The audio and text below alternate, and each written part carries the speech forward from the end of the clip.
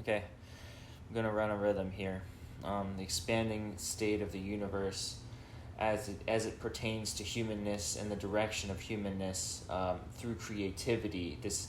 concept of creativity or novel creativity, which is particularly important. This is in reference to the Whitehead definition of novelty, where what is going on here is that the ever-expanding, right, you can just look at this through history and through time. We don't even need to look at human history, which is like a 5,000-year-long period. We want to look at the generative history of maybe larger bodies that have larger histories built into them. You can look at like the history of a tree, or the history of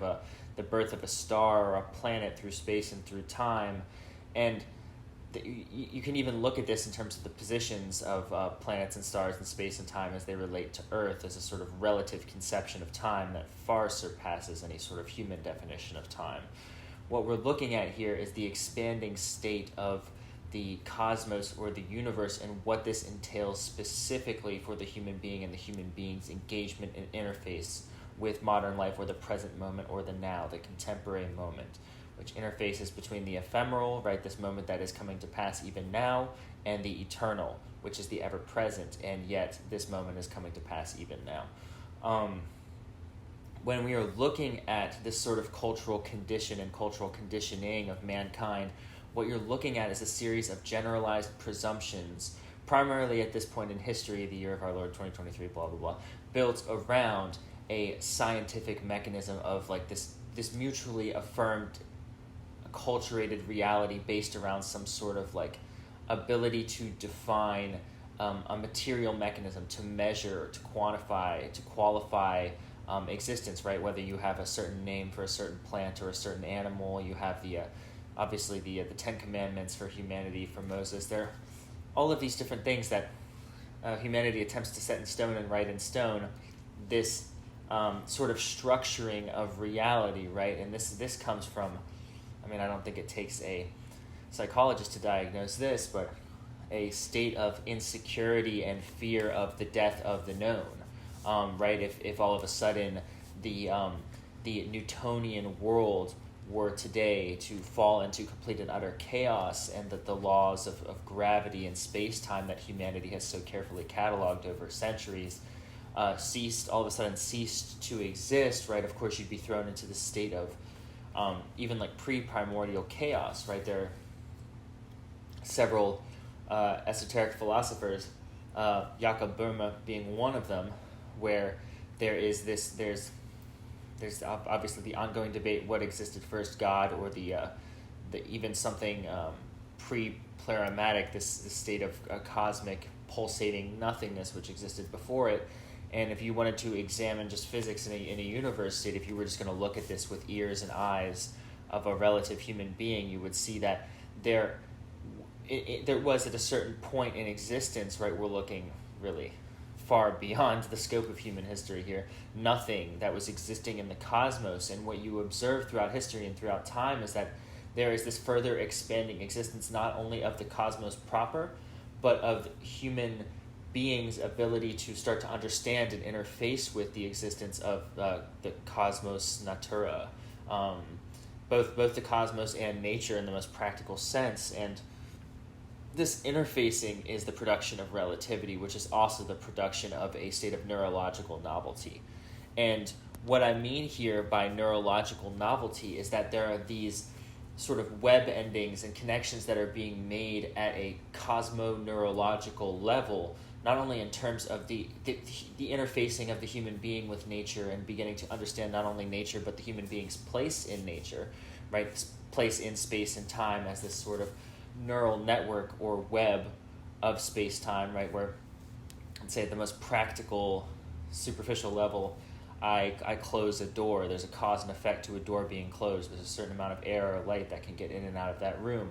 once the door is closed, and that impacts the overall quality of the room, speaking in terms of volume, speaking in terms of the container or the vessel, right? This is the same principle that occurs with eating food or drinking water, the same thing that occurs with rain in a garden or a rainforest. These are naturally observed principles that the human consciousness is consistently and continually interfacing with, and it's a question of whether or not we begin to become more and more aware of these principles. I mean, obviously the great Newtonian example, right? Isaac Newton sitting under the tree, and the apple falls, and he has this revelation about the existent principle of gravity, and you would think, looking at this in hindsight, you'd say, of course, right? But what we're seeing here is that there's this state of humanity, right, where you have the Einstein theorems and you have the Da Vinci theorems, and a period of time in human history, similar obviously to presumption in the Western world that at a certain point you fall off a cliff and there is no Pan-America that exists. These cultures that existed or came into being as these, you could think of them as growths of universes where there is this pseudo-scientific, pseudo-cultural limitation because they exist in these containers. And as these containers expand, whether through inquisition or conquest or colonialism, right, all of these sort of human historical events, you could debate their morality all you want, but they bring us to this place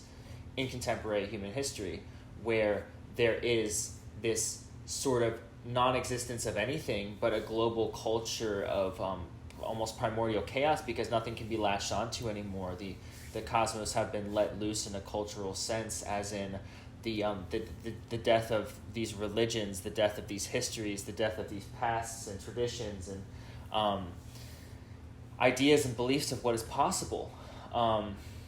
So you lose, right? You lose these very, very sophisticated cultural systems, which are also, you can also say they're unsophisticated in the sense that they don't have the kind of scientific knowledge that we do in this present day and age, let's say, of the Greek tradition or the Egyptian tradition or the Arabic scientific and numerological traditions. So you get to this place in human history where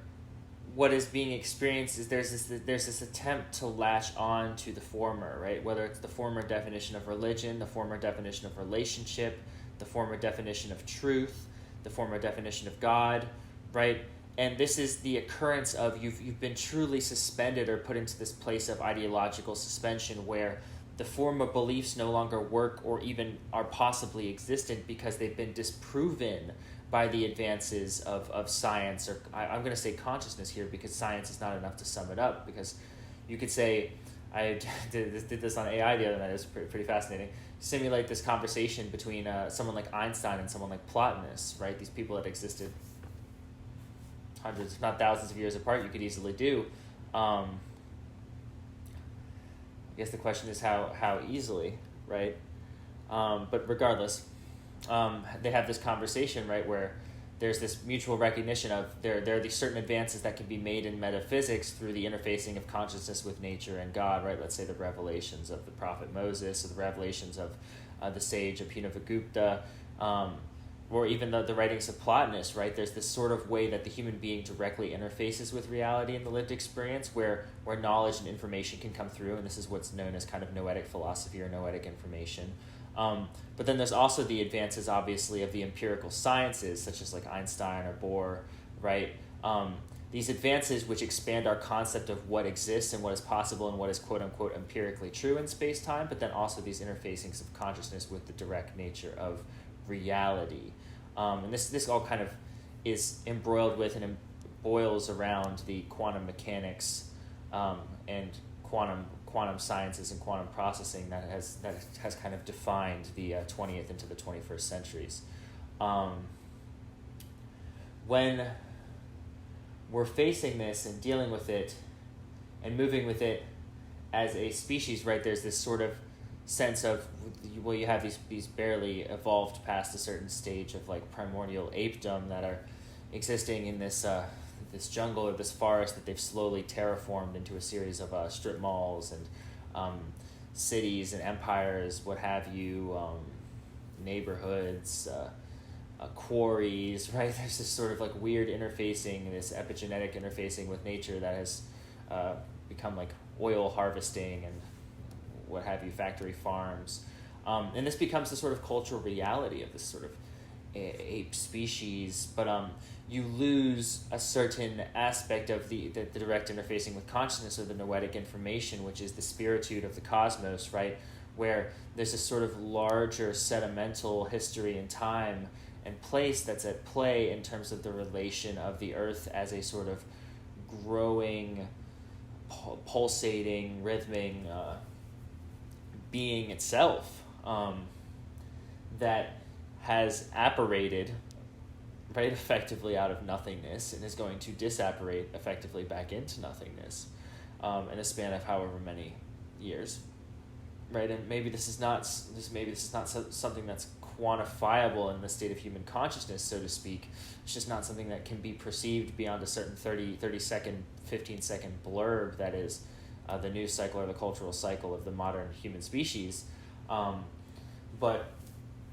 when you're working with this kind of information and acknowledgement, you get into these metaphysical dilemma of these sages who are looking back into deep space and deep time, and looking forward into deep space and deep time, and looking into the present existence of these quote-unquote material things, which have really appeared like apparitions or ghosts or specters. I mean, obviously there's the great Marx quote, there's a specter haunting Europe, and I think the specter was capitalism or something, but that's not the specter. The specter is the reality or the appearance of things. The specter is the spirit. The spirit is what haunts, right? Again, this is kind of the empirical privilege of Hamlet above that statement by Marx, where Hamlet is haunted by the spirit of the father, which suddenly has this sort of supernatural command upon his existence, right, and shakes up and shudders his life into an entirely ulterior path or reality. The remembrance of this spirit, right, and this goes back to Burma, this question of this I don't know, it's like pseudo chicken or the egg. What existed first, the spirit, the life force of the spirit, or the cosmic sea, the sea of endless reverberating potentiality, and which one was birthed out of which? It's almost the argument of the cosmic feminine or the cosmic womb or the cosmic masculine, the cosmic spirit or life force, the divine spark that pierces out of the pleroma and emanates into a sort of ulterior form or reflection of God through the lake or the mirror of the cosmic ocean, and it observes itself, and in observing itself, like the story of Job and of God, comes into a sort of new acknowledgement of what is possible by way of observing the cosmos in nature. I'm going to leave that here today because that was a fair amount of stuff, and we'll pick up later.